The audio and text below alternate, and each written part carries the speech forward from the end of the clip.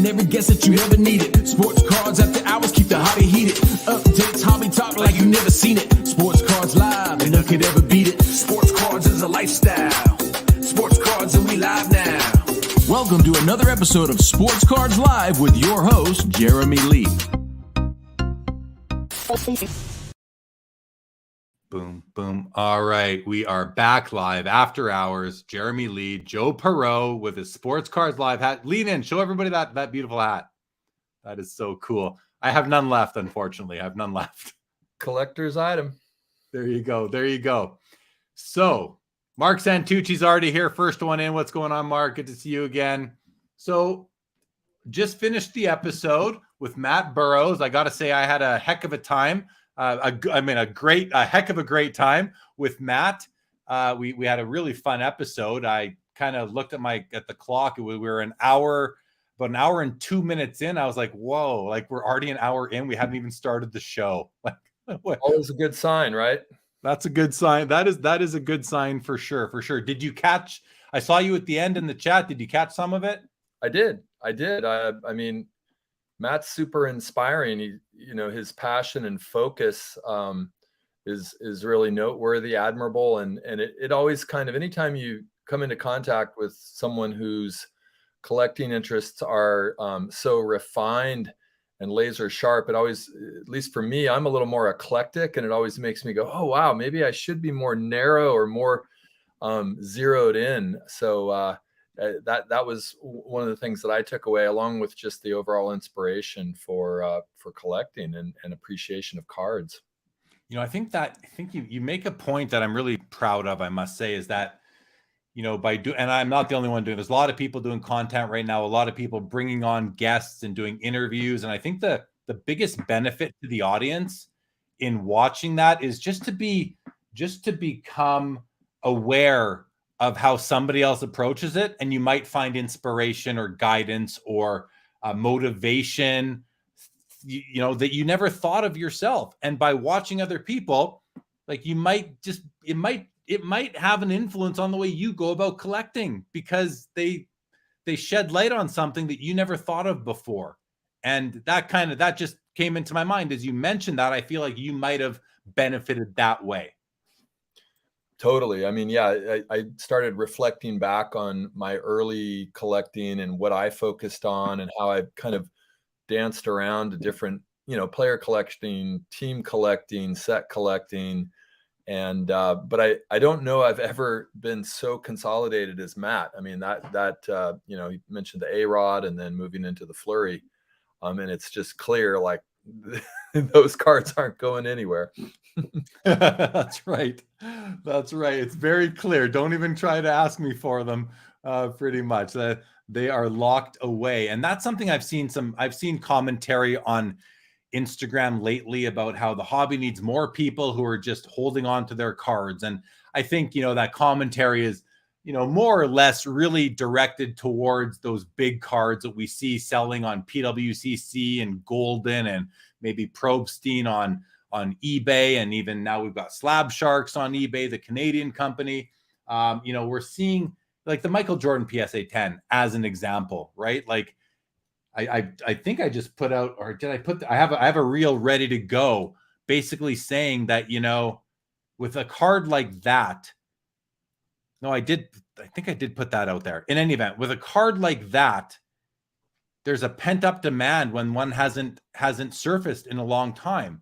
And then what happened, and we saw it happen back in 2021, all of a sudden there were some PSA 10 Michael Jordans put up for sale, and they sold for $720,000 on Golden.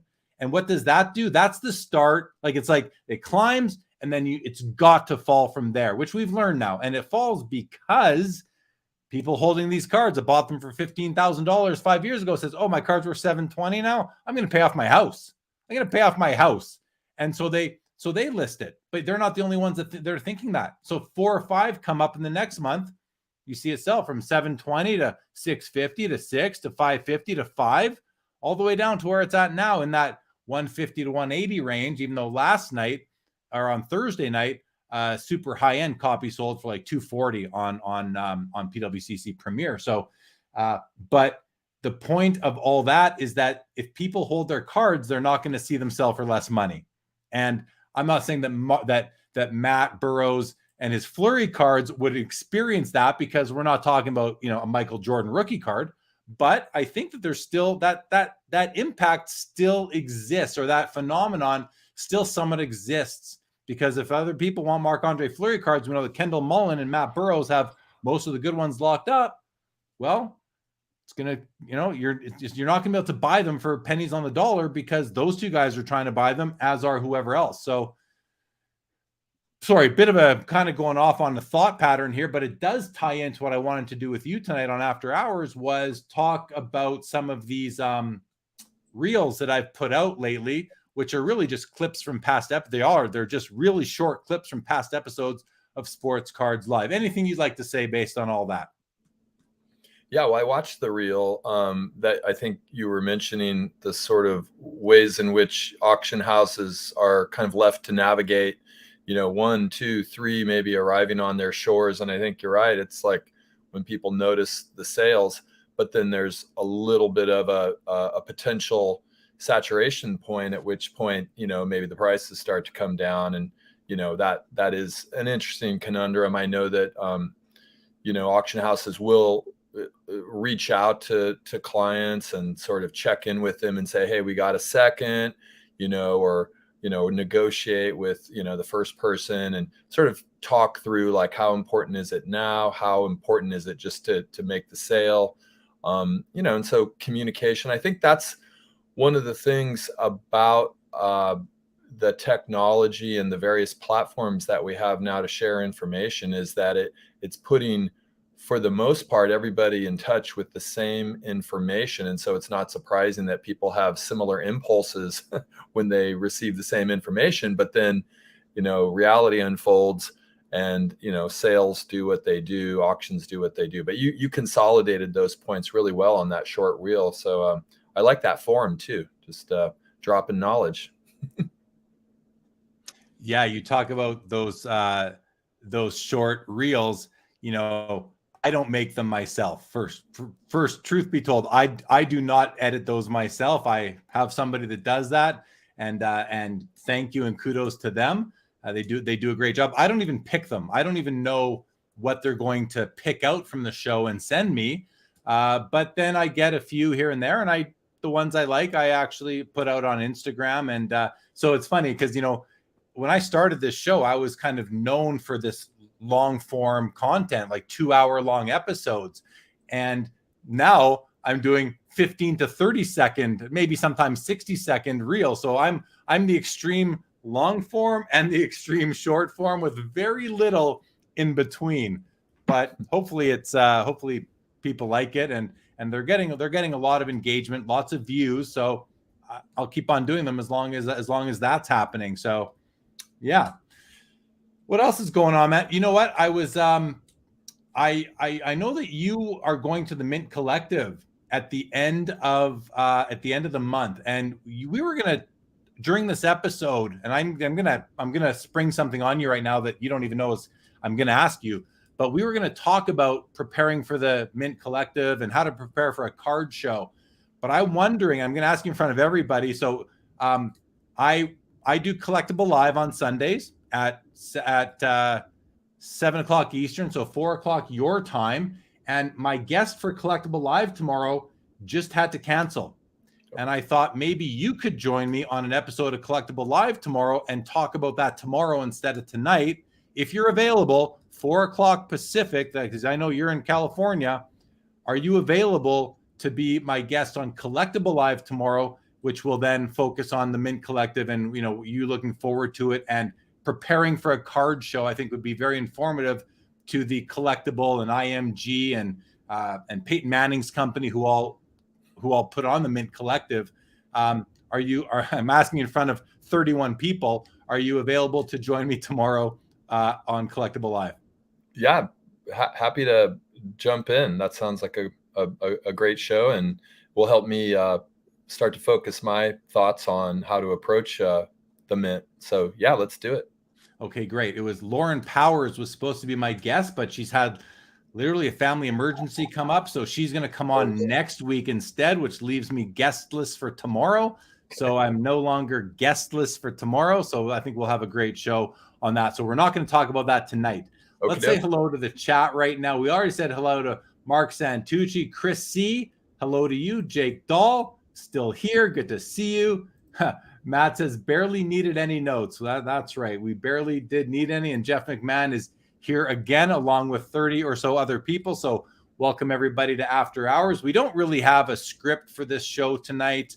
And by script, I mean very limited talking points. So we're open to Q&A, questions, comments from you guys in the chat on pretty much any topic, I would say. 90s Hockey Collector, good evening to you. I'm a 90s hockey collector. That should be my name. Is that me in the chat? Not me in the chat. Hockey Barn, round 2. We are into round 2. We haven't done After Hours as often as I did in the first couple of years of Sports Cards Live, but we're going to do more and more of it now. I think we'll see. Not every Saturday, but I certainly enjoy it. And it's a nice dessert after the main course of Sports Cards Live. Here's a question for you from Mark Santucci. Joe, do you like the Raiders or just the A's out where you are? Who has more fans nowadays, the Raiders or the A's? Wow. Well, I grew up in Berkeley, so East Bay. So I was more of a Raiders and A's fan, and not so much a 49ers and Giants fan. I would say where I live now in Santa Cruz, though, the Giants and the 49ers are a little bit more of the thing. The A's have been a little bit challenging to follow. And of course the Raiders moved and just picked up Jimmy Garoppolo, which is kind of interesting. But yeah, I still root for those teams, but I probably more actively follow the Niners now from a football perspective. And, you know, the A's, it's just, again, every time you develop a connection with one of the players, Billy Beane trades them off for 4 or 5 prospects. And so it's kind of hard to get attached. So yeah, I mean, I'm a sports fan across the board, you know, maybe, you know, of all the teams that I am passionate about, the Golden State Warriors would be the one. Yeah, I know you to be a Warriors fan. Sometimes, like Joe and I are good buddies, and we'll talk quite a bit. And sometimes I'll phone you, and you're on your way to the Warriors game, or you're at the Warriors game, and I can't hear you. And you know, you might have had a pop or two, so I couldn't understand what you're saying. No, I'm just kidding.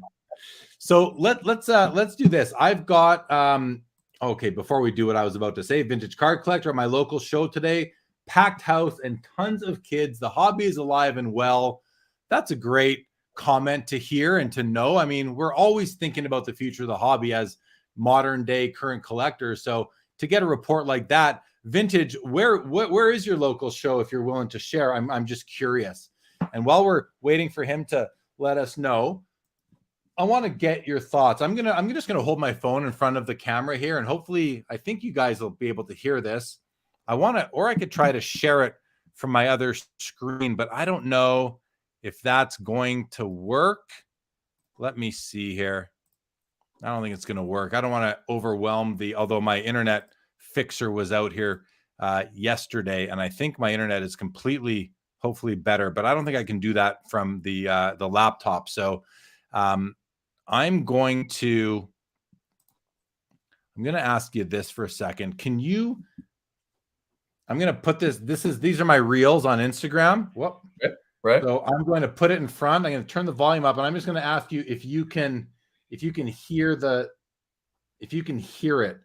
Okay. So the one I want to play, let's move my microphone so that it's right here. So I'm going to hit this one here. It says, "This ain't no love fest." I want to get your thoughts on it. So I'm going to play it, let you guys watch it, and let me know if you can hear it. Or clicks in the hobby. Not everybody loves each other. It's not a big love fest here in the hobby, but there's enough people that you're going to find somebody that you have similar values and similar interests within the hobby. It's like Rob Gerard, the sports card therapist, says, find your wolf pack. That camaraderie and just the fact that we have our love of cardboard in common. There are clicks in the hobby. So that commentary there. There's clicks in the hobby. you know, and then and not everybody loves each other. A lot of us do love each other. I don't want to overlook that. A lot of us, there is a lot of love in the hobby. There's a lot of real camaraderie, but there is, you know, I always feel there could be more inclusiveness. There could be more accepting. There could be less attacking on certain things. I saw, for example, today 130 Point, the website 130 Point went down, I guess. And the owner of the site put up a post on Instagram saying, apologies to everybody. The site's down. Don't have a time on when it's going to get up, but we're doing everything we can do to get it back up. And I was like, that's a great post. Like, what, like, and by the way, you do this for free. Nobody's paying you for your service. So then I looked at the comments and one guy writes, the site has been crap lately. And I'm like, really? That's your post? The guy's out here apologizing and you're going to like kick salt in the wound publicly because the free service that you've been using hasn't been perfect lately. I found that to be very in extreme poor taste to put that up. So I'm asking you, I'm asking the chat, am I in the wrong? Am I being too sensitive? Should we just be crapping on these companies that give us free services when they go down, or should we not? Should we be like, well, thank you, and of course you have we just want you to take your time, get it back up and running. We're going to be patient, and thank you for your free service. Am I off base, or is the commenter off base on that post on Instagram by 130 Point? What do you think, Joe? Yeah, man. I mean, I think the commenter's off base. I'm with you. And, you know, you and I both, Jeremy, we've been collecting our whole lives. So we remember the times when the hobby was such a niche place that, you know, you really, like, if you met a fellow collector, it was almost like you were both from different you were from some other, you know, from Krypton, and here you are on Earth and you're meeting each other, and it's great, you know. And maybe the expansion of the hobby, maybe the expansion and the numbers, or maybe the times we live in, have created a general sense of like accessing our differences as opposed to our commonalities. But in the old days, I remember, I mean, yeah, sure, there was an occasional, you know, shyster, or, you know, somebody that wasn't acting in good faith. But there was, at least to my recollection, when I was growing up, my local card shops, the shows that I went to in the, you know, late 70s, early 80s, it was kind of a labor of love. Like, people really wanted you to enjoy the experience and sharing the cards. And I don't know what's happened. You know, maybe people have gotten hardened. Maybe people have grown dependent, you know, on a revenue stream, and then it divorces it a little bit from the passion and the excitement. I'm not entirely sure about that, but you know, I want to embrace the pockets that are still in that spirit of you know, positivity and connection. And, you know, it doesn't take long to notice that. You know, you strike up a conversation with someone at a table. I can generally figure out in a minute or two whether this is someone I want to, you know, develop a connection with, or if this is someone that, you know, has no time and is clearly not sending signals of being interested in anything other than a transaction. And, you know, there may be reasons for that. You know, I'm not here to judge anybody, but you kind of feel into that. You use your antenna. And, you know, my general rule in life is kind of to stay away from negative energy. Yeah. I mean, you know, on this 130 Point post, you know, Lane Pierce, who's the founder of the company, he was on this show. I just brought the episode up. I'm trying to see when he was on with me. I don't know why I can't see the date here, but this was episode 166. So we did 178, I think, tonight. So it's not that long ago, late last year. And I think part of that comment that I'm referring to is just there's a rising, or it's a risen sense of entitlement by people who are a certain way, maybe brought up a certain way, or you know, just around people of a certain type. And I'm not saying it's horrible, but I don't know. I read that post and right away I just thought, I don't know, this guy's just off base. And if you were, and like, if you were to say that in person, I'd probably, even though I'm not Lane Pierce at 130, and Lane won't say anything back, but I would probably say something like, what are you talking about, pal? Like, you're gonna, this guy's out here apologizing that the free service that he's giving you isn't working right now, and he's doing what he can to get it back online, and you're gonna kick salt in that wound? Like, come on, man. Come on. Like, grow up, you child. Sorry, I'm the more I think about it, the more it frustrates me.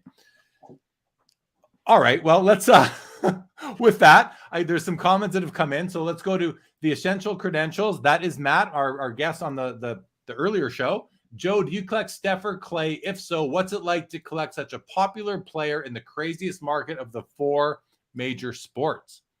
So that's Matt asking that? Yeah. Well, thanks for the question, Matt. Appreciate it. And wanted to acknowledge also your appreciation of Dwayne Wade. I also really like Dwayne Wade. I kind of wanted to hear if you had an exquisite, if you'd tracked down an exquisite RPA Dwayne Wade. I've targeted that card for a while, and I've got some Wade myself, some flawless and stuff. I collect both Steph and Clay. I've actually been kind of pretty equitable in it. Maybe more Steph early and more Clay later. And part of that's just price point. Clay's still highly affordable in relation to, Steph, because of Steph's, greatness and the way that he's kind of taken off in the whole hobby. So more recently, I'd say I've probably been picking up more Clay, smaller items, but I love them both. And just the other day, I was actually going through my Warriors box, and I found a couple Steph and Clay cards, like some weird absolute, prime jerseys of them both. It made me realize, like, I'd like to get a few more dual cards with both of the Splash Brothers in them, if possible. But yeah, both. And in terms of the second part of the question, Matt, yeah, I mean, basketball has sort of, in some ways, become a bit of the vanguard of the hobby. The international appeal, there's just a lot of interest there. It may have slowed down just a bit, and obviously there's kind of seasonal factors.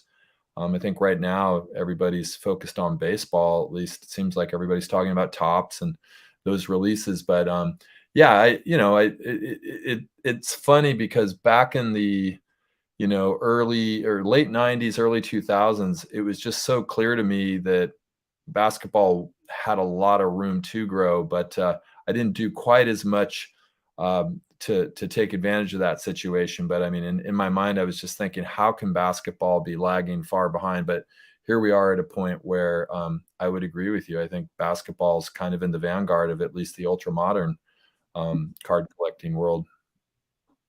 Good. Well, thanks for that. Thank you for that question, Matt. On the previous topic we were mentioning, Far From Pukin says a lot of the younger generation think they are entitled to everything and want stuff for free. Then they whine if something doesn't work.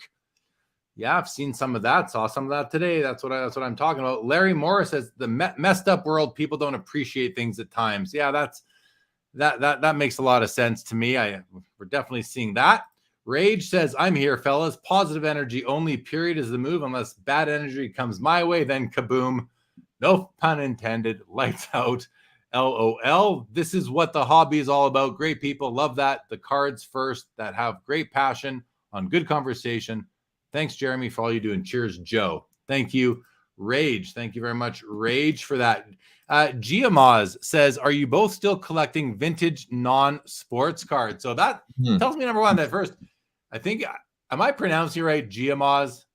If not, it must be Giamaz. But in any event, good memory, because I mean, yeah, I was going to give gold star for Giamaz for recollecting our.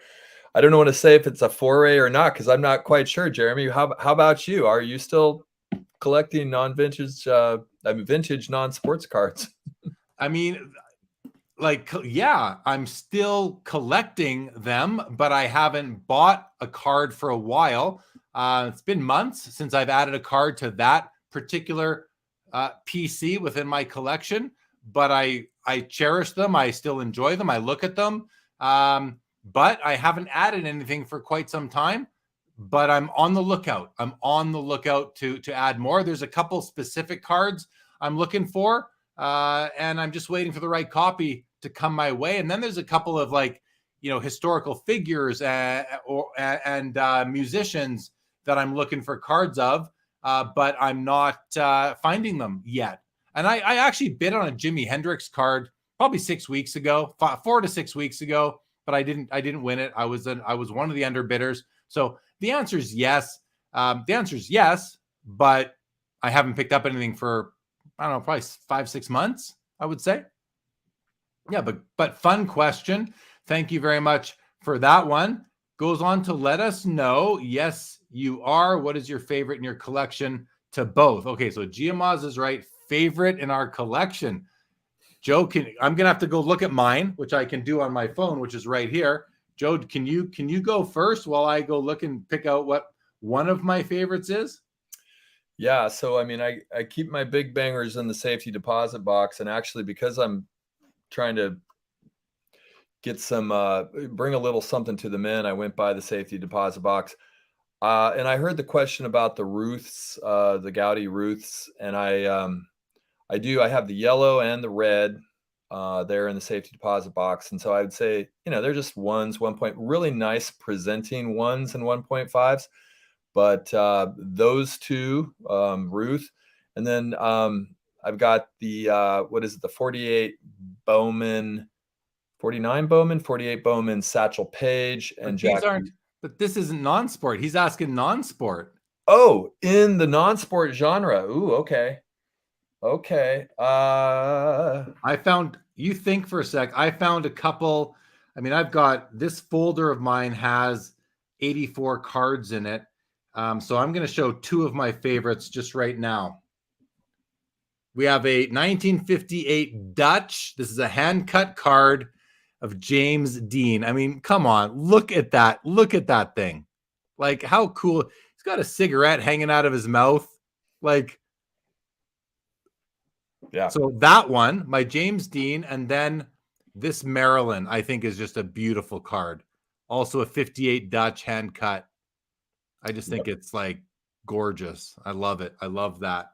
I mean, I've got, I noticed that Foul 5 Ball says I'm collecting vintage Disney cards. I got a sweet Mickey tobacco card at the Burbank show. Yeah. I mean, this is also one of my favorites is just this Walt Disney card from 1936, Mitchell and Son. So one of the cards I'm looking for is that card that has Walt Disney with Mickey Mouse sitting on his lap in black and white. That's a card that I'm looking for right now. I'll share that. That's kind of pretty high on my list, but I also love this one here, Charlie Chaplin, 1930 Milhoff. Like, nice. Yeah, how cool that is. Super cool. Super cool. Yeah. Like, so I love this stuff. And I just don't think that like Hollywood and rock and roll and historical figure cards get a proportionate amount of love. It doesn't have to be by sports card collectors, but just by collectors of those things or fans of those things, of history, of music, of Hollywood. That's such a cool way to collect. But hey, that's great for us because we can still buy them up relatively cheap. They went on a run a couple of years ago like everything else did, but probably now they're a lot more affordable. Yeah. Yeah.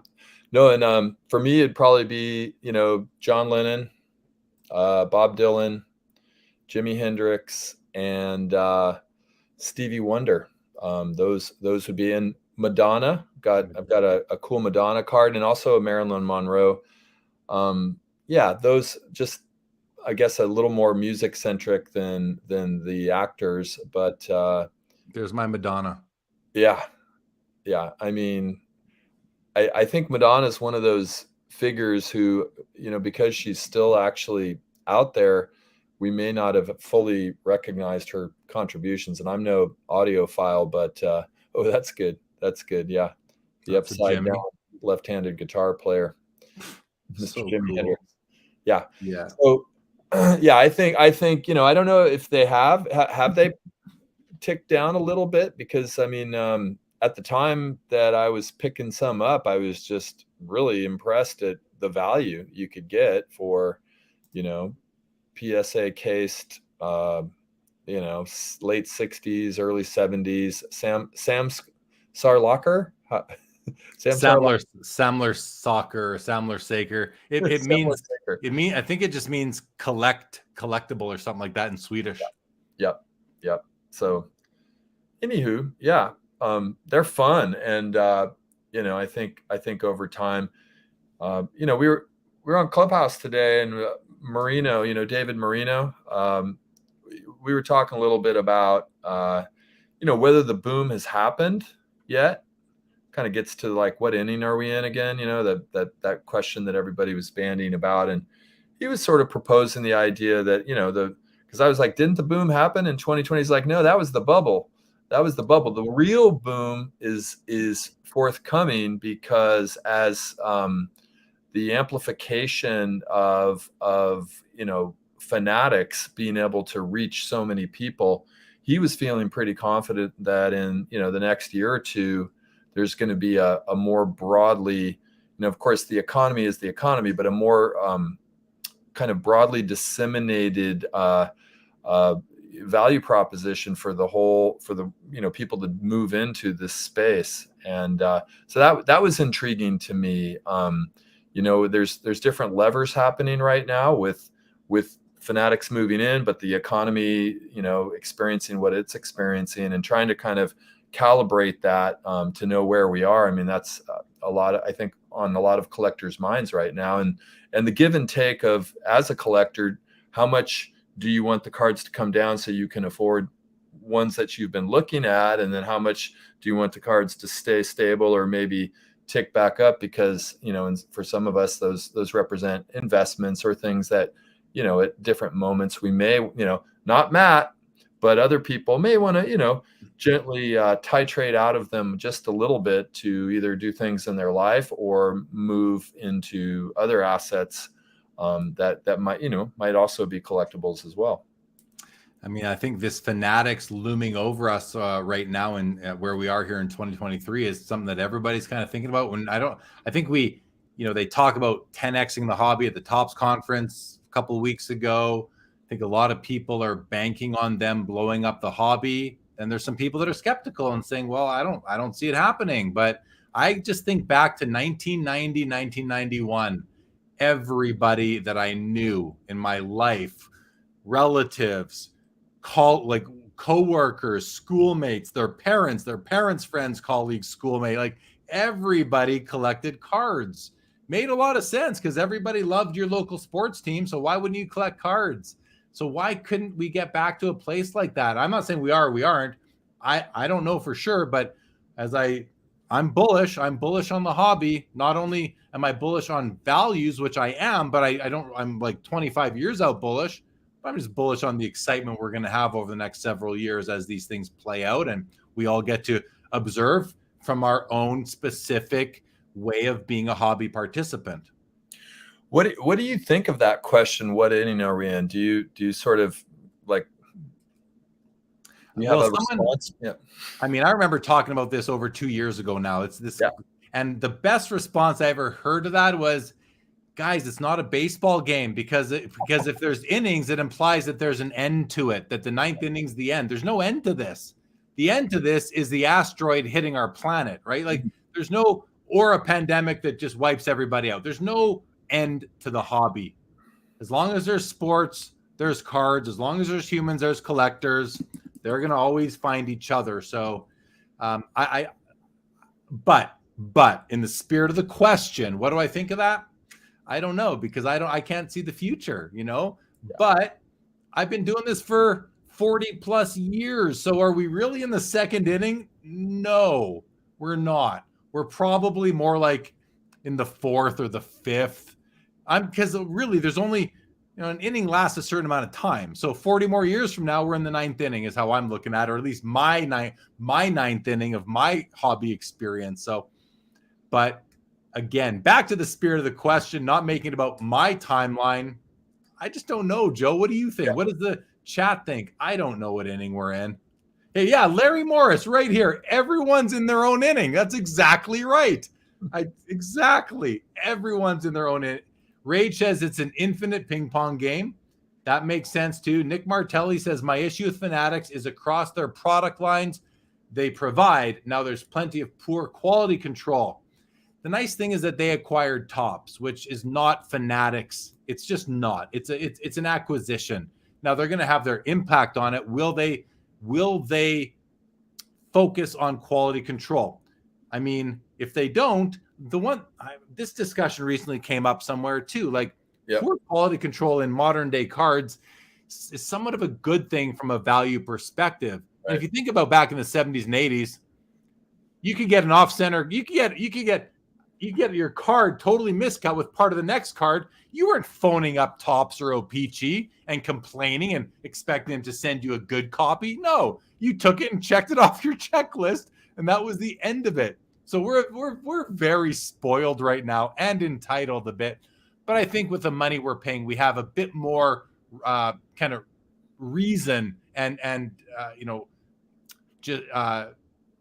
something to hang our hat on, that we can go out and say, hey, can you send me a better copy? Because I just spent $150 on this pack and you sent me a card, or I missed a hit, or whatever it is. So sorry, you looked like you wanted to jump in there. No, I mean, I remember this coming up. I forget if it was in a regular show or how or when it got referenced, but I remember when you made that point about, like, well, not everything's going to be a 10, and maybe there's a benefit to that because that is part of the ultra modern realm of collecting, that you are looking. I mean, I'll open some wax from time to time. I call you afterwards and say, Jeremy, I got hosed, but it's fun. It's fun, nothing too extravagant, but and it's disappointing when you do hit a card, but there's a divot or some sort of surface or centering, and yet occasionally you hit a card and it's bang on, and you're like, ooh, that's so. Obviously, we know the differences between a 9 and a 10 and all that, and I think there's something. I think that's there's joy to that. Now, if it's a 6 or a 7, it's just a horrendous, some crazy thing going on with the card. Well, that's egregious. But the differences between an 8, 9, and 10. I mean, that's part of what you're looking for. You're looking for the pearl and the oyster, and then you're also looking for a really nice pearl, right? Not all pearls are the same.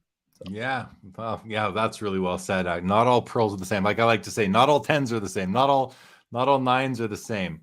Okay, we got lots of comments I want to touch on. First of all, Toledo Silver, good to see you. Thanks for the comment. Really appreciate that.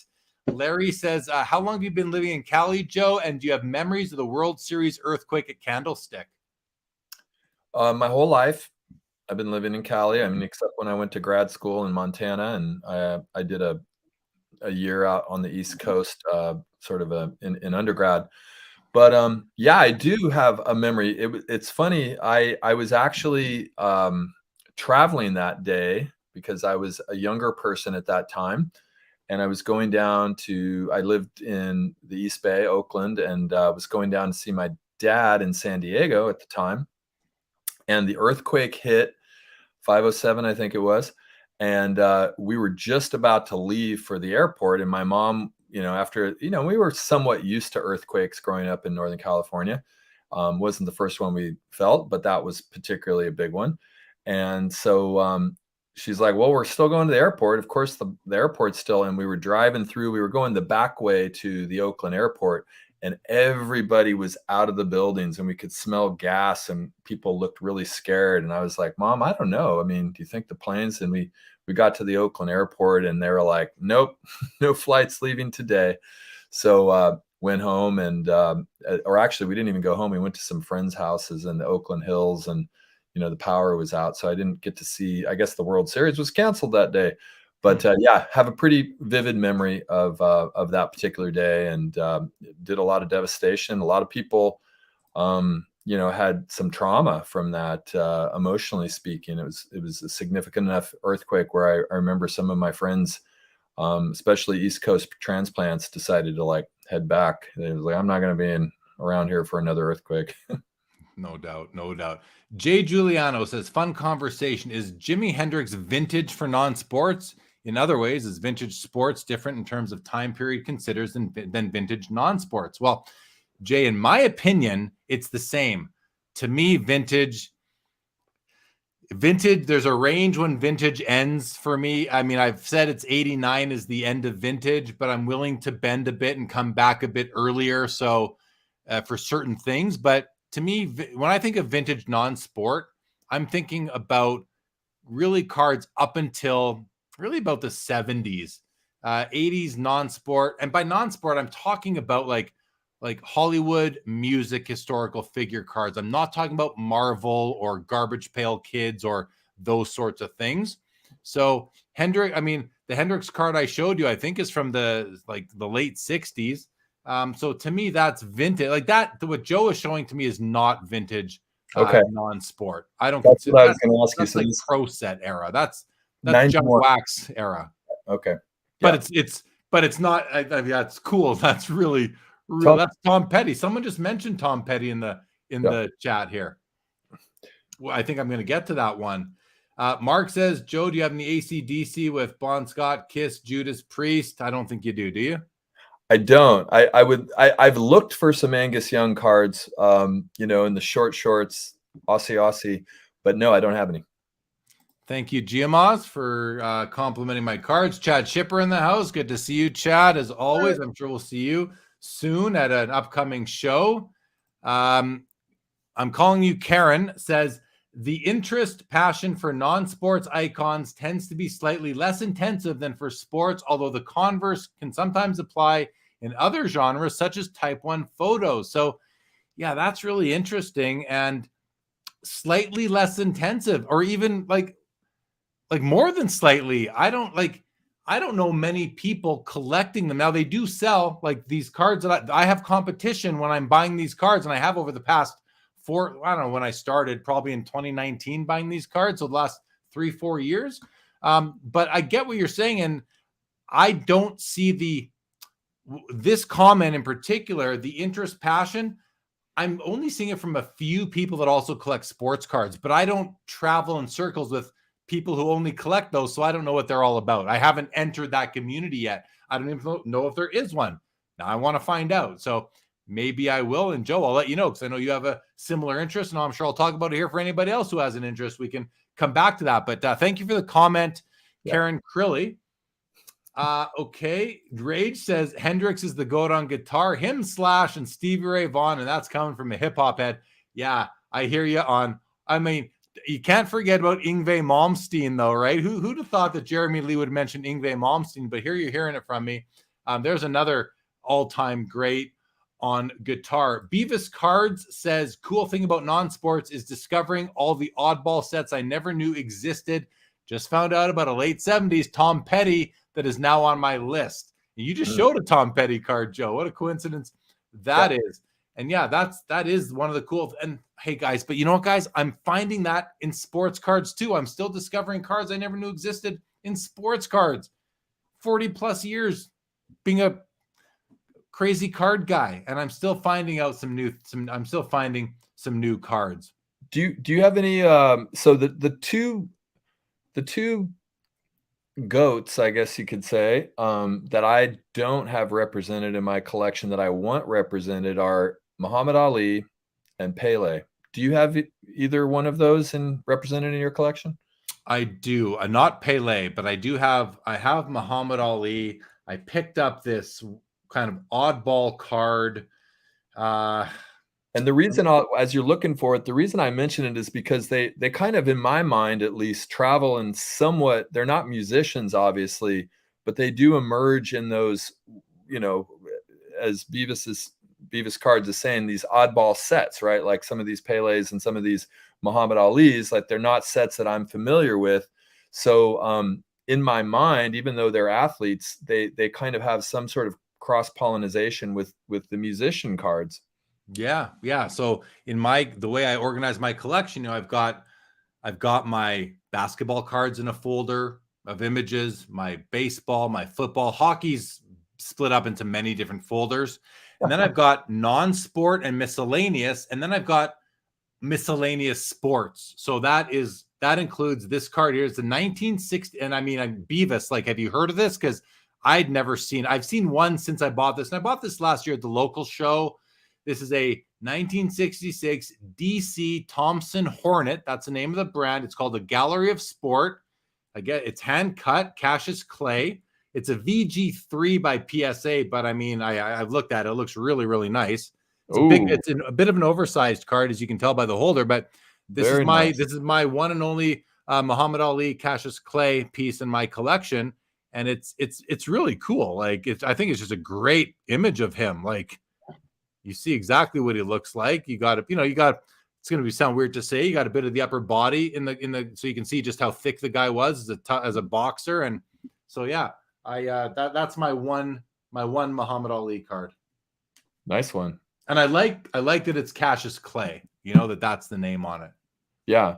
And I'm curious to see, I mean, so this is, I was kind of keeping half an eye out at the Burbank show there was a Pele that I was kind of had my eye on, and I don't know much about him. I mean, all you can do is kind of plug it into your various, price applications and comps, whether it's 130 point or center stage or whatever, and, draw up the intel. But I'm so unfamiliar with what they sell, and they seem to be so wide ranging. I mean, it seems like there's a ton of different issues of Pele, Muhammad Ali, once you really go into that area. So I defer. I need to talk. That's maybe something I'll do at the Mint, is really try and dive in deep with some dealers and just get their sensibilities. Like, if you were going to get one each of those two in an affordable way, not in a break the bank way, where might you go? Yeah, I know, even just from doing the PWCC Premier coverage that I do with Adam, which we just did on Thursday, there was the Hemet's Journal card, which is the Muhammad. I think that is. So I'm confused now. Is that Muhammad Ali or Pele? That's Muhammad Ali. The Hemet's Journal. Is it him or Pele? I'm confused now. Anyway, someone in the chat can let me know. The Hemet's Journal card is like a big card for. I think it's Muhammad Ali. Or is it Pele? I'm totally confused. Could be both. Yeah, it could be both. I think it's Ali. But in any event, like, that's the card, but it's an expensive card to get into. Like, even low grade, you're in the thousands of dollars. So right. Okay, let's go to some comments here. Mark says, I want to say the bottom of the 6th. Just my guess. That's a good guess. Larry's in the 13th inning himself. I think that makes sense. Mitch says, as a hockey collector, it's very exciting to me. We're talking about Fanatics now. We'll get all the new hype for collecting cards from the marketing without any of the issues that seem to be associated with Fanatics, because, again, in hockey, we are not Upper Deck. Our main hockey card manufacturer is not under the Fanatics banner like Topps is, at least for now, and I don't think they ever will be.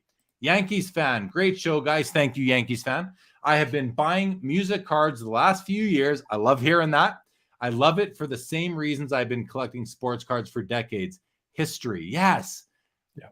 I think Joe and I are both right there with you, Yankees fan. It's about the history. It's about important historical figures from not just sports, music, Hollywood, and then just like, Einstein and presidents and explorers and inventors, and like, who's to say 100 years from now that those cards might not be more coveted than all but the most elite, the Jordans, obviously, but you're pulling out a John Lennon, because I'm pretty sure people are still going to be listening to the Beatles 100 years from now. I'm not sure if they're going to know who Zion Williamson is. Right. Right. Exactly. We were talking about this the other night on an episode. I forget who the athlete was we were talking about. I think it was like Kevin Durant or someone like that. Maybe even not quite Kevin Durant. Maybe it was, we were comparing Luka to somebody. I forget who it was, but like, are these players? Oh, crap. No, just it's on the tip of my tongue.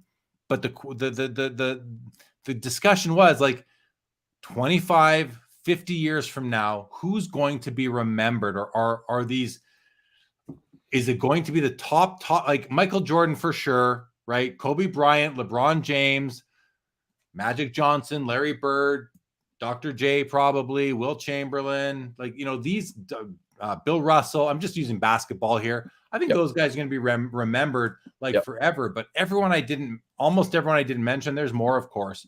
But like, are they going to be Steph Curry? I think will be remembered. He changed the game, your guy. But I mean that. But is Giannis going to be there? Is tough to say at this point. I think your point is right, though. People are always going to be listening to John Lennon music, always, like forever. That's going to be studied in universities and music schools. But who's gonna like, is Mike Trout even going to be remembered that far down the road? I don't know. Well, y'all were talking a little bit about this, you and Matt, when and how you might cull through your collection. Matt, not so much, but you from time to time going through and figuring out which cards maybe you don't need to hold, you want to do something else with them. And that's been one of the paradoxes for me, especially with, say, T206 cards, the old tobacco cards. Like, I've got a Walter Johnson, I've got a Cy Young, I've got a Ty Cobb, all very low condition, by the way. But I also have, players that are more off the radar, not off the radar if you're a baseball history buff, Rube Waddell or Eddie Plank, Hall of Famers, put up some great numbers. But I wonder to myself, about in 15 to 30 years, if anyone's going to care about anyone but the true, the Ty Cobbs and the Honus Wagners, the players that really have the high level name recognition. And it makes me sad that they might not. And at the same time, I'm thinking, in terms of when there are moments when I'm trying to generate a little bit of capital to maybe do something else, get into a different card, whatever it is, where that's kind of where I want to liquidate, while there are still people that are aware and appreciate who Eddie Plank is, because I don't know in 20 years if people will appreciate who Eddie Plank is. One thing I think to alleviate some of that concern, and I'm not saying that people will remember Eddie Plank, but there's always people that are interested in history. And as long as sport is around, people are always going to be interested in the history of sport. So they'll go back and then they'll create their checklists of mementos they want related to these pioneers and others who changed the face of sport, or the first goalie to wear a goalie mask, or the first guy to perfect the 3-pointer, or to make it the Steph Currys of the world. Of course, Michael Jordan, those players that transcend sport. I mean, really, there aren't a lot of them, but Michael Jordan, I think Michael Jordan at the end of the day will be the number one most revered, valued athlete of all. Pele, Muhammad Ali, Wayne Gretzky, Honus Wagner, Babe Ruth. I think Michael Jordan is going to be the ultimate athlete remembered. And I don't know that anyone else is going. I don't know anyone else who's playing right now that could usurp him from that position, in my head at least. But okay, let's do some more comments here. Mark says, for baseball, vintage ends in 1980. I mean, personally, it doesn't for me, Mark. It ends after like 88, but that's just me. No Fleer or Donruss, but 81 there was Fleer. Sure, but you were still getting packs of gum in packs until you got away from that and changed out of wax. Anyway, but for music, don't know when vintage ended. Mitch says, Yngwie is the man. Yeah, I'll admit, guys, in like grade 8, grade 9, grade 10, for me in the 80s, I was a bit of what we called headbangers. I actually had hair back in those days, so I could bang my hair around a little bit and listen to the heavy metal. Nick says Panini has some cool like 80s sticker sets of music stars, and some of the photos look so cool. Yeah, the Madonna I showed a few minutes ago was from one of those Panini sets, Nick. Mark says, Hendricks, Vaughn, and Rhodes, do you know what the 19th is? All goats. Larry says, what year is the Ali? The Ali, Larry, was 1966 that I showed. That was a 1966. Giamma's nice clay. I have the 65 Perfetti Lampo Cassius clay. I don't know what that looks like, but I'd love to see it. Sounds really cool. Triple V has a 78 Dutch Gum Black Sabbath in high grade. One of my favorite non-sports cards. So that's an Aussie card, right? I mean, that's an Aussie card right there. How awesome is that? Like, I think that's wicked.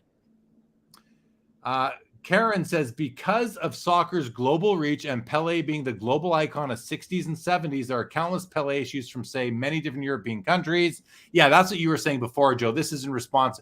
And that's the truth. My understanding is that the hobby is still discovering more soccer issues from the past. So that's what happens. Dave Kaplan, like you got nothing better to say than Flames lose? That's your best comment of the night. And by the way, that's good. I want the Flames to lose. I want a full rebuild. So the more they lose, the better for me, because that's what I'm looking for. 90s hockey collector. My answer to that is yes. I can't speak for everyone in the chat, but I personally do own an Einstein card. Let me find it. I'll show it to you guys right now. It's in my historical figures folder. It's from the so organized. I'm so organized right now with my collection. Let me just, because it's a horizontal, so let me unlock my phone. This is from 1961. Leaf Sales Confectionery, famous what's DIS? Famous discoverers and adventurers is what it would be. Einstein. Listen, it's not. I'd like to sort of upgrade my Einstein card. I don't love it, but the back, which I can't show you, is a wealth of information. But that's my current Einstein card in my collection. Got the hair. You can feel the brain power emanating. I'd rather get into like a card from the 30s of him that's an actual image of him, an actual photo, versus an art piece. Yeah. But for now, that's what I have. And when I replace it, I might move this, but the back is got so much text on it that like there's just so much cool historical information on it. Jake Dahl, the Beatles will be remembered for generations, like forever. Like we're still talking about Beethoven, right? Like forever, the Beatles will be remembered in my mind, as will Elvis Presley and other pioneers, right? Just like in sports. Vintage Card says vintage non-sport has a big future as the cards become more well-known. The 1931 Disney and Mickey is an example. I said earlier, I don't know if you heard me, vintage, that's high on my list right now. Yeah. I know the price of that has gone up recently. So let's keep it between you, me, Joe, and the 50 people watching right now. We'll get our copies, guys, but let's keep it quiet because I don't want to pay through the nose for it. Goes on to say, I like the tobacco cards because of the history with baseball. Yeah, I agree with that. Mark Santucci says, will Led Zeppelin be remembered for generations? I think so. I mean, Stairway to Heaven, that one song, and I liked all Led Zeppelin 1, 2, 3, and 4. I mean, I can't tell you how many times I've listened to those albums. And Led Zeppelin 4, I started with Led Zeppelin 4, and then I went back to the first 3 and listened to them, and then kept going after that. But I think that Stairway to Heaven is an all-timer. It's just an all-time beautiful song. But time will tell. Jake Dahl, I like collecting non-sport entertainment cards. They're fun to collect. Hey, fun being the key word right there. Kootenai cards, how old do things have to be just to be cool that they are that old? All P206 cards are cool now. How old does it have to be so that it's cool despite what it is, just that it's old? Not sure. Good question, though. Good question. Okay. I'd say at least the 70s. That for me. Fair. 70s. Jay says, Einstein versus Zion, Ja Morant versus Superman. Tough choice in this one. Luca versus Walt Disney. Yeah, I like this. This is fun. These are fun comparisons to make. GMA says, my female favorites I collect are Julie Driscoll albums and cards and Louise Brooks cards and photo. I got to admit, I'm not familiar with either of those ladies, GMAs. But hey, wonderful. Triple V says, I'm looking for some low-grade plank if you're moving one. Okay. You might have a buyer right there. Aaron says, plank is key given scarcity. Yeah. So will be relevant to the extent of set collectors. So that's a thing. As time goes by, will there still be people like literally 40 years from now, let's say, collecting the T206 set? Or will they just collect the Ty Cobbs, the Chrissy Mathewsons, the Cy Youngs, the Honus Wagners, and then like the Lejoies and the planks and those rarer pieces? I don't know the answer. I think you'll see fewer and fewer, but for the sake of maintaining history, someone's going to have to own the cards that exist because they do exist, and no one's going to ever let them go for really cheap unless there's literally no interest in them. So I don't know. What do you think? I don't know either. I can't tell the future. What that brought up. So the reason I'm selling one of my planks, I think it's actually an American Carmel, not a T206, is because I have doubles of it. And that's a little bit of what I do in my collection is I kind of gravitate towards the cards that I might have two of.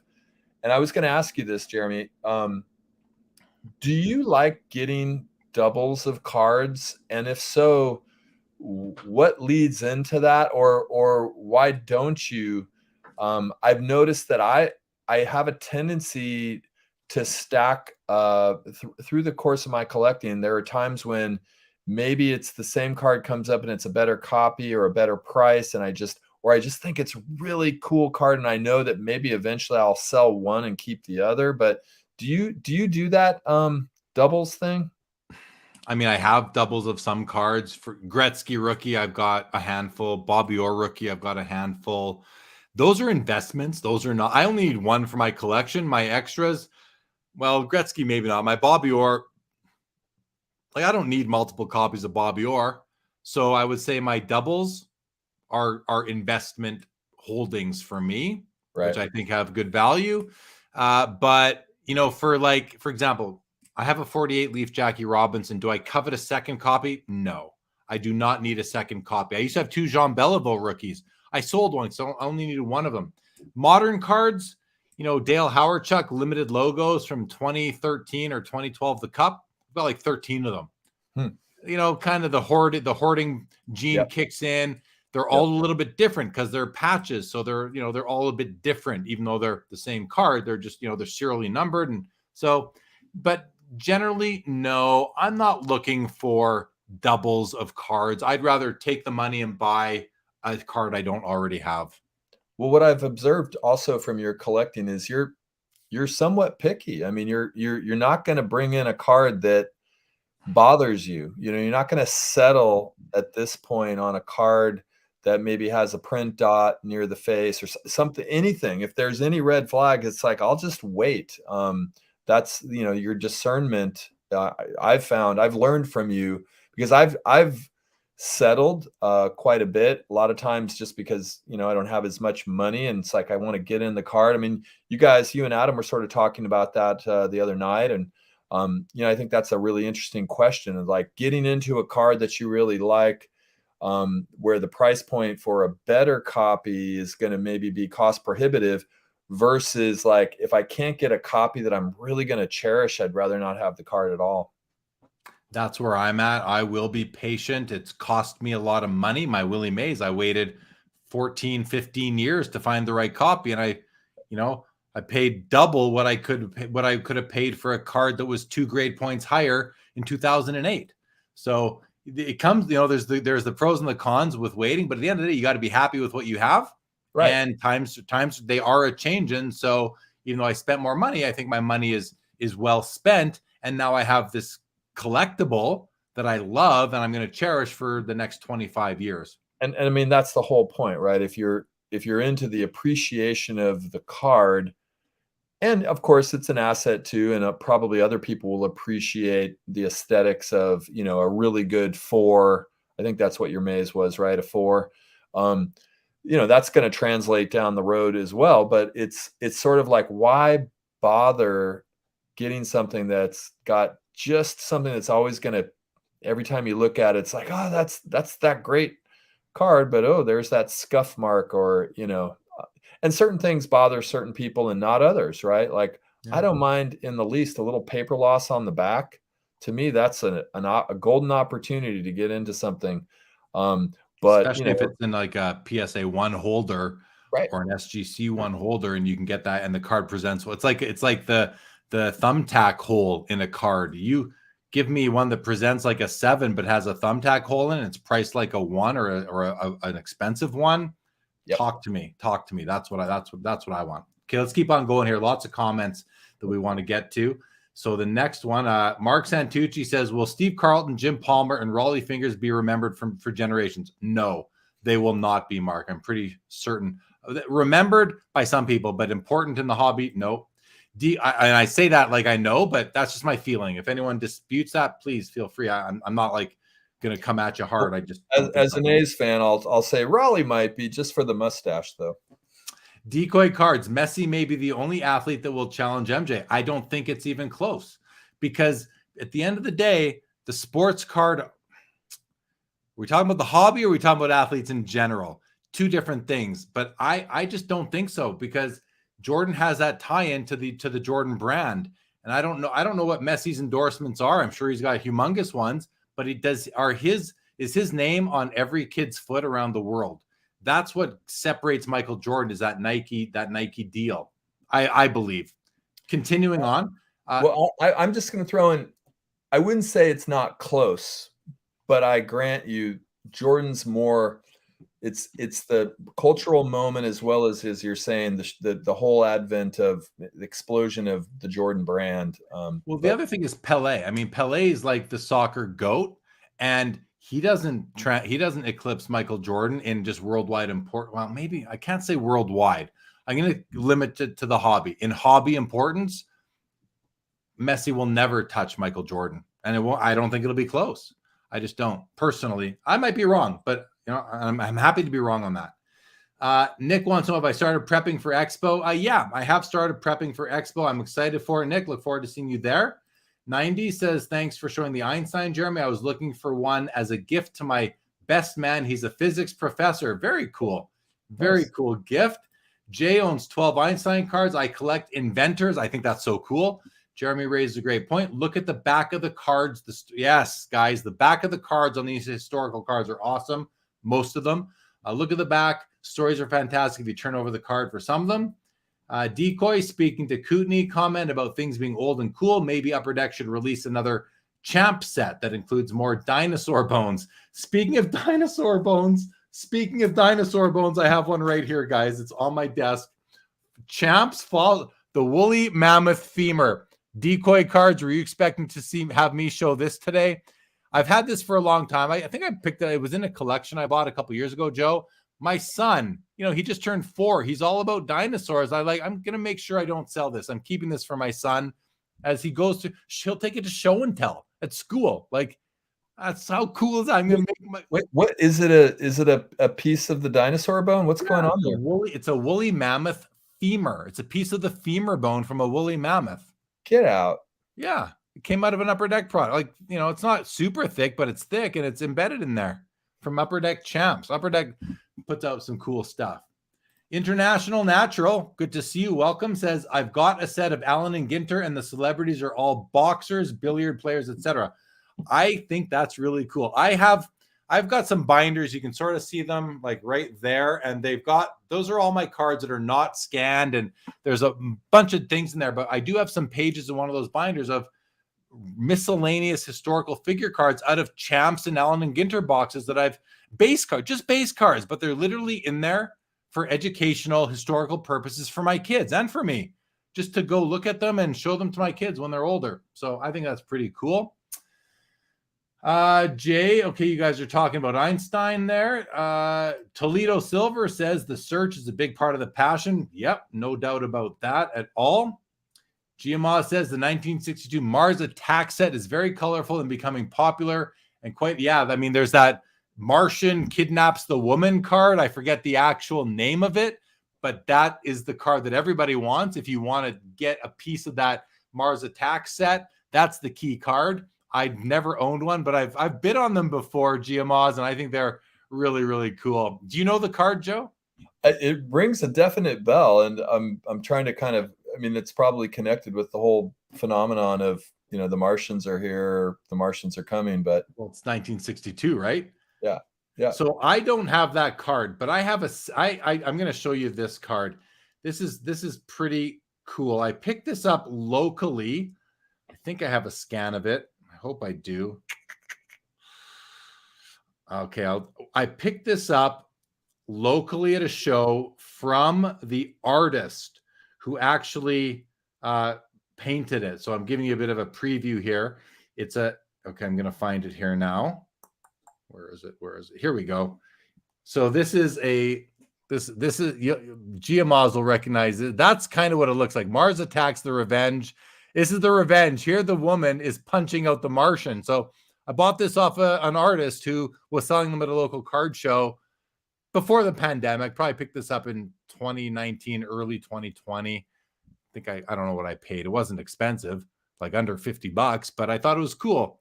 So I have it. But that's kind of like a spoof on the card that Giamaz, or the key card from the set that Giamaz is referring to here. Lapper in the house. Aaron, good to see you. Always late to the party. Well, you know how this works. You can always rewind, but always good to see you. Eric says Alan Ginter has dinosaur cards. Very good, very good. Jacob Dahl says 1938 Horrors of War, a popular set too. Yeah, it's a popular set. That set has some pretty graphic images in it. It's got, cards of the man whose name I don't want to say. Yeah. Yankees fan says, Jeremy, love the headbanging comment. All this collecting brings us back to our younger years. I still headbang to keep me alive. Yankees fan nails it here, saying all this collecting brings us back to our younger years. What that is called nostalgia. That's the nostalgia. That's what drives all of this, Yankees fan. I think that's what you're getting at. For me, nostalgia is what drives everything that brings us here today. I mean, there's some other things now, but for me, I don't think I'm a collector. If I wasn't opening up packs in the 80s and building complete sets of O-Pee-Chee hockey and Topps baseball, I don't think I'm here right now if I didn't have the 80s under my collecting belt. When you and Matt were talking earlier on the regular show, that's what was kind of coming to my mind because of Matt's passion.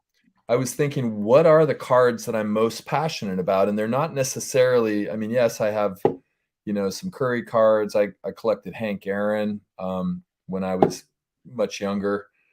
But I think probably the cards that I have the strongest emotional attachments to are the ones that I picked up very early on, right? And, in some cases, there may be like VG Clemente, like a VG Clemente 1958 card. They're not even necessarily that valuable, but they bring me back to the moment of going to a convention, when I was 16 years old and buying a back then even it was a vintage card, and just that memory that's associated with it for me as a collector, right? I mean, I didn't get to see Clemente play. But do you have cards that aren't necessarily, I mean, they might be pack pulled, but they might also be something that you got so early on in your collecting journey that they remind you of being a collector in your teens or your early 20s? Lots, man. Like name a rookie from the 80s in hockey, baseball, although I've and in some of these cases though, I've disposed and reacquired, sort of thing, or upgraded, more or less upgraded. But yeah, like a Steve Yzerman rookie, a Joe Montana rookie. I remember my buddy's name is Austin. We used to go to the card shops together. This guy should have been a pitcher. His name's Austin Blank, lives in Toronto area. Just his name, like what a great name for a baseball player, Austin Blank, right? Austin and I used to go to the card shop on the weekend in Winnipeg, and we would spend the afternoon there. He was a baseball guy and a football guy. I was mostly hockey, but the Joe Montana rookie, I remember him having it and showing it to me. And then I started watching. I mean, this is when Joe Montana was watching Super Bowls couple years later.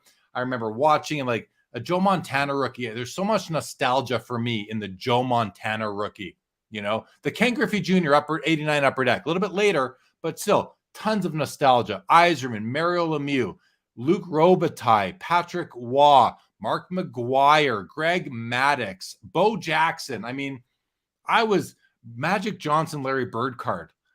It came up on Thursday night. I bought that rookie on whose birthday? Alex. I don't know if he's watching right now. He was born the day that Magic announced he had HIV. Also the day I went and bought my Magic Johnson, Larry Bird rookie. November 7th, 1991, something like that. Wow. So, I have nostalgia in so many of my cards. So even the George Vezina that I showed on the earlier episode, I bought that over 15 years ago now. It's a long Right. time. I have And nostalgia in that. and it's sort of like, okay, there's the nostalgia of like the player, the set, the card, the year. There's also the nostalgia of your own collecting moment, right? The moment for you that you decided to buy that card, which might not have been 1980, right? It was, in your case, the moment Magic announced he had AIDS, which was, what was that, like 92 or something? 91. I think it was November 7th, 1991, if I can remember the comment from Thursday night's episode. Yeah. Yeah. And so those cards, I mean, there's an extra layer, right? It's not even just that issue per se, but it's your relationship to how you and when you acquired that card. I found a Jose Canseco Star Rubies card, numbered to 50, that I didn't even know I had. I was going through like shoe boxes, and those Star Rubies cards, you know, they've kind of, I mean, certainly in basketball, they've blown up. I think it's 97. I want to say 97. And it's funny because like I thought to myself, oh wow, this is like found money. And I put it up on eBay, and everybody's making offers, but you know, I put it at a pretty exorbitant price, and I'm reaching the conclusion that I actually just don't want to sell the card, because you know, everybody's mentioning comps, and I'm like, yeah, I understand. I'm sorry. Maybe I just don't want to sell this card, because it's not that I pulled it out of a pack. I did pull it out of a dollar box, probably in 2001, right? And it just got thrown in there because it's like, well, it's, you know, Jose Canseco, and it's got a little extra like glitter on it, but it wasn't something that was, you know, going to be put in the case per se. It was just going in the dollar box. Yeah, that's I get it. I get that nostalgia that's attached to something like that. Giamaz says, I love that revenge card. So Giamaz, I'm just kind of flicking through this album that I keep, and here's the back of that revenge card. It's actually a Topps card. It says the artist's signature, as you can see there. But I remember buying this from the artist, and he said that when he made cards for Topps, they gave him some blanks, and he could do whatever he want with. He was able to do whatever he wants with them. So I bought this one. You'll also recognize this one, or it's pretty cool. But I bought this off him too. Mars Attacks the Revenge. Look at that drawing. I mean, that's just so darn cool. I think it's awesome. The artist's name is, I think it's Matt. Looks like Matt Stewart, I believe is his name. So that, I mean, really, really cool. There's a question that just came in here from Jay. I'm a bit of a different collector. I collect cards of dogs. Anyone have any pre-1940 cards of St. Bernard, small cult of dog collector cards out there? I don't, Jay, but I don't know that I still have. I don't think I still have this, but I probably just got rid of it at some point. But I did have this card at one time, the Canine Companions. What is that? That's a Clumber Spaniel card. So that comes out of, what's that out of? Upper Deck, Goodwin Champions. And actually, I have a cat card. Where's my cat card? It's right there. That's a card of a cat, because I used to have a pet cat, and that's a Goodwin card of the same breed of cat that I had. So I kept it in memoriam of my cat Momo. Momo says the 1954 Topps World on Wheels cards are cool too, colorful, not too expensive. Yeah, those are awesome. They've got like these two colors, like a color up here and a color down here. They're almost they're very bright colors, like vibrant. I can't remember the word I'm looking for them. But they're really nice. And actually, I don't know if you knew this, Giamaz, but Topps recently, that you can see them on their website right now, they've done a throwback. I think it's a Thursday throwback card using the World of Wheels design for baseball players. So if that interests you, check it out. They took that design, looks awesome on sports cards too. But the World of Wheels from 1954, if no one's seen them, go look at them. If you like cars, you can find the car that you love and buy that card. Really, really cool. Have you seen those, Joe, or heard of them? No. Let me find one. I'm just going to do a quick search and find one just to show you guys what these things look like that Giamaz is pointing out, because I've looked at these. You'll sometimes see these at card shows where they're not like graded in slabs. They're usually in binders. 1954. I mean, 1954, guys, keep in mind, that's the same year of the Topps baseball. Here's the Chevy, the 1954 Corvette, okay? Like, this is like, look how cool that is. Pastels. I think that's the word I was looking for earlier. Pastel colors. Like, come on, Joe. Wouldn't you want to have that card? Or the car. Yeah. Or the car. Well, that's why, right? I mean, that's yeah. I don't know how many cards are in the set. Does it say what that color is? Do they give that color? Is that like a lime green color there? Or? I don't see the color. I don't see that. But just to show you guys a couple more, here's a Reeves. Like, this is. Come on, there we go. Like, oh yeah. See the two-tone kind of background.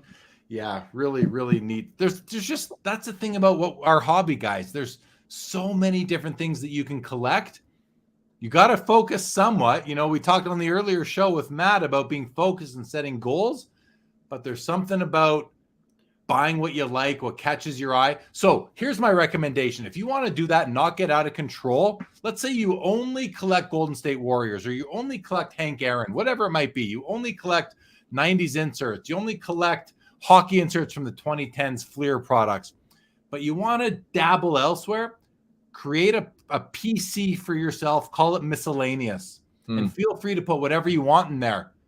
But that way, it's all in your miscellaneous collection, and you don't need to worry about, okay, I bought one World of Wheels, now I need the whole set. No, you don't. You can just buy one or two of them. If they're in the miscellaneous collection, PC, then you don't have to add anything else to it. Right. You can just collect that. But now if you create a PC called 1954 World of Wheels, well, now you got to get the whole set, but you might not want to. So create a PC for yourself, call it miscellaneous, and put all your miscellaneous things that catch your eye into that collection. And I think you can have control that way. Make sense? What do you think? Yeah, totally. For some reason, did you have somebody come on recently that was like a big fan of Fonzie? Is that we had the font? I mean, no. So that was me guesting on the Cousins Collectibles podcast. And when I was chatting with them, I don't know how they watched an old show of mine and they saw me show my Fonzie cards. You have Fonzie cards. That's what it is. Okay. I have Fonzie cards. They brought it up. Yeah. I mean, who wouldn't want to? I mean, if you grew up during the time of Happy Days, who wouldn't want a Fonzie card? That was my after school show, Happy Days and Three's Company. That's what I watched. And then the Detroit Pistons. That's what I watched when I came home from school. I remember, gosh, I wouldn't have, this is like, I'm talking about, I moved from that house to this new house in grade 3. So in grade 1, grade 2, I would come home and watch Happy Days, and the Fonz was my idol. I sold off a couple of my Fonzie cards, Joe, because I just fell out of love with them. But I kept one of them, which is now living in the same folder as my historical figures card. I'll show the one I kept is like easily my favorite of the. That's why I was able to let go of the others. So I'm really, really happy with it. I'll show it to you here for fun, and then we'll do some comments and maybe start to wrap this up. Of course, it's start to wrap. Where's my Fonzie card? Here it is. Actually, I don't see it yet. Sometimes what buying multiples will do is it'll let you refine your own sensibilities of, oh yeah. Look at that. Look how handsome the Fonz looks there. Hey? Henry Winkler. Yes, indeed. Henry Winkler. I never have I encountered an actor who's so much different than the character. You know? Right. Like, he is so cool on the show. In real life, he just is not. Okay, let's go through the comments here. Giamas has a complete set of the 1954 World of Wheels and doesn't even care about cars.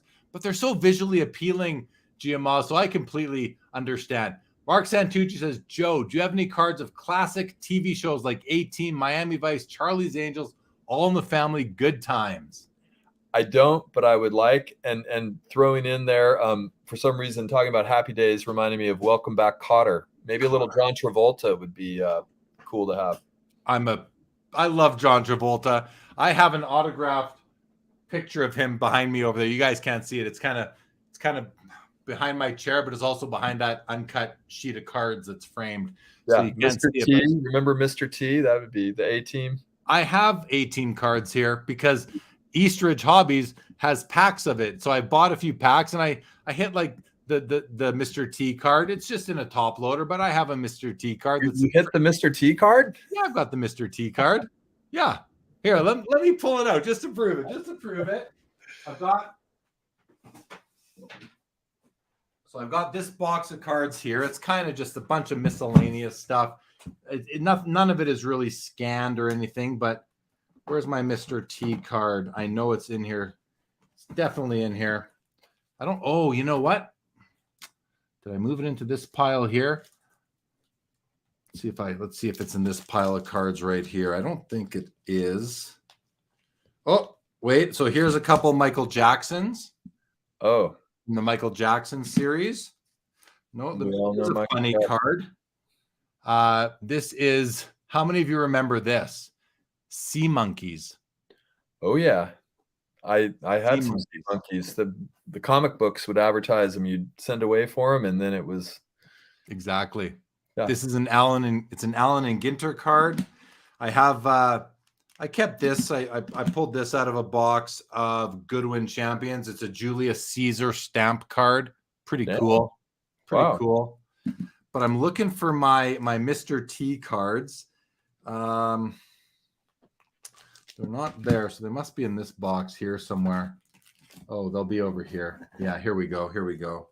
So, okay, here. First of all, let me show you guys. These are the actual cards I showed earlier of the Mars Attacks. Right. Okay. Those are the what would you call those? The source. The source. Yeah. These are from the same artist. He painted these. These are on actual Topps cards as well. Star Wars. They're one of one images. Where's Mr. T? Where's Mr. T? I mean, it's pretty funny. We're looking. Oh, wait, over there? No, not in that pile. Trying to get this quick because I know that it's we're getting late here. Oh my gosh, where did I put my Mr. T cards? Don't tell me they're over here. Oh wait, yeah, found them. They're not even top loaded. They're just sleeved. There you go. There he is. Yeah. With the mohawk. BA. That's Mr. T. Oh, here's another one. Is this the number? Oh, it's the number 2 card. Look at that. Look at that card, right? I mean, come on, that's classic. That's classic. And then here, this must be number 1. Yeah, this is the number 1 card. There's the whole team. You got Braddock. Let's see. You got Matt Murdock, Templeton, Amy Amanda Allen, and Colonel John Hannibal Smith. Like that's, I mean, classic. And then does it give a year on that? Do they say a production year on the back? Yeah, so like these are 79, 81. Hold on. I can't read it. I got to pull out my loop. It's so small. No, I know. Get the readers out. 1983. Yeah. A little bit later. A little later. And then speaking of music cards, these are I have these too these are like early I think they're Samler Sakers. There's a Cat Stevens. Nice. But I've got 2 of them. These I bought at a local show. A guy had them. I think he gave me this whole stack for like $40. Right. Elvis Presley, a couple Elvis Presleys there. Here's ABBA. Oh yeah. Right? Yeah. You had a pair of those. I got the Rolling Stones. There you go. Love those band shots. Here's a Paul McCartney. Wow. Diana Ross, a double of Diana Ross. We got, this is a classic, John Lennon. Look at the People for Peace armband. Like that's I've learned when it comes to this kind of cards where like, because there's cards like 700-800 card series. So right. You'll have the same celebrity a dozen times. And then it's like the key card is the one that has something different or unique. That armband might make that a very special card. Yep. Oh, Neil Diamond. I mean, come on, Neil Diamond, right? Like, can't go wrong. Here's a sweet Mick Jagger. There you go. And then I think you mentioned this guy earlier. Stevie. Yeah. Stevie Wonder. Yeah. So these are cards that are just awesome, and what a great deal I got when I feel like I think I paid $5 a card or something like that, and probably got a few extras. So I love it. I love it. Totally. Let's do some more comments. Jay says, Fonzie, that's fun. I love the show. See the dynamic duo sticker number 1. I have a couple of those. Good times. Mark says, Joe, do you have any Raiders cards? Yeah. Stabler. Oh yeah. Stabler. Yeah. I know how to say it now. Stabler. Very, very good, Jeremy. You won't have to take back your NFL license. No, in 1977 when the Raiders beat the Vikings, I believe, I forget what Super Bowl it was, but I was a big Raiders fan and pulled a lot of those cards out of packs, actually. 1976, 1977. Bolitnikov was my guy, for sure. Very cool. Jay says, have 0-18, but those are really interesting, but don't know much about the issues. B.A. Baracus comes before Rocky 3 cards. There you go. They're not expensive. You can still buy packs for like $1 or $2 if if you go into the right shop. I bought Eric Stefano says I bought an SGC 8 Gangstar and a few months back to start my hip hop collection. Love it, absolutely. Jake Dahl, does anyone else remember the show The Hogan Family? I do. I like that one as a kid. What about like Charles in Charge? All these spin-offs from back in the day. Jay Giuliano says, correction, Clubber Lang in 82 Rocky 3 precedes B.A. Baracus in 83. Oh, so you're talking about Mr. T's rookie card, basically. What would be his rookie card? So Clubber Lang precedes.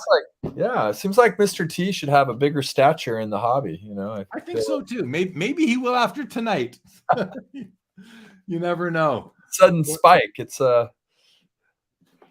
What else do I have in here? Nothing else crazy. A bunch of fake. I bought off eBay a long time ago a full run of unopened hockey packs. So I'd have a reference, but they're all reproductions. But I bought like every Parkhurst and Topps all the way pretty much. What Leighton was talking about, just examining packs, kind of familiarizing yourself with the folds and the light as kind of a way, the corollary with, having a base card of an important issue and then actual packs. It's cool to like that part of the show. I thought that was really interesting. Also, I thought that was a great nugget from the episode. Because it tied into how I was talking about. If you're going to go look for a Gretzky rookie at the Expo in Toronto or the National in Chicago, take a base card from that set, or just go buy one for a dime or $1 of a common, just so you know what to look for. Ooh. Yeah, really important. All right, man. Let's wrap up. Chat. We got lots of you there, 44 of you there right now. So anything else you want to say or just comment or throw out a topic or anything, I'm open to it for a few more minutes. Otherwise, I think we're going to wrap up. So I'll give a few minutes. Joe, anything else on your mind before we go? And, you don't have to say everything because we'll do this again. Right. No, just super fun night. Great show. Matt was awesome. He obviously has both the passion and kind of an inspiring hobby story, but he's also obviously articulate and able to consolidate his comments. I was impressed with the both of you. If people didn't catch that show, they should go back and watch it. It's a good one. Yeah, thanks. I appreciate that. If you're for those of you still with us, so tomorrow, 7:00 Eastern, 5:00 Pacific, 7:00 Eastern, 4:00 Pacific. We're going to have Collectable live. Joe is going to be my guest. He just agreed to that earlier tonight. Some of you saw that, as Lauren Powers had to cancel or just reschedule for next Sunday. So Joe's going to be my guest, and we're going to talk about preparing for the mint. And I know Joe's got a lot to say on that. We were going to talk about that tonight, but we're not. We're going to save that for tomorrow. So we're going to do that tomorrow on Collectable Live. And then at 9:30 Eastern is the weekly PWCC hockey auction. Myself and Josh Madigan from Hockey Cards Gong Show are going to cover that as we do every Sunday. So that's it. Thank you, Giamaz. Appreciate that. I had fun. Joe, you had fun? Yeah, a lot of fun. We just roll with it. Freestyling with Joe Poirot. Chat, hope you guys had fun as well. Thanks for being here. That's it. This one is now officially over. Goodbye.